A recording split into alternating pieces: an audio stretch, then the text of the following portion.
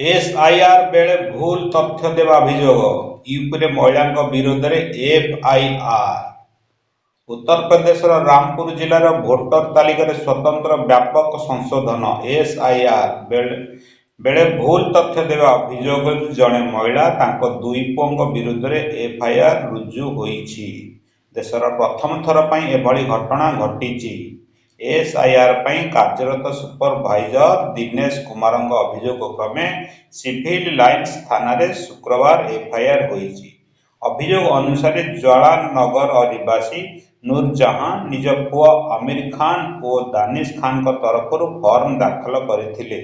दुई पुओ अनेक वर्षला दुबई और कुवेत रहउछंती। फर्म रे भूल तथ्य देई जाल दस्तखत भी दिया जाइथवा नै तदंतर जणा पड़िथिला।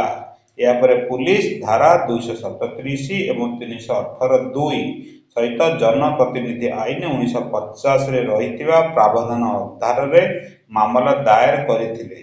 रामपुर जिला मजिस्ट्रेट अजय कुमार द्विवेदी निर्देश क्रमे यह मामला होईछि। तांको मुताबक संपूर्ण स्वच्छतार सह एसआईआर करा जाउछि। कौनसी प्रकार बेआईन घटना को बर्दाश्त करा जिवो नाही। दृढ़ कार्यानुष्ठान निया जिवो।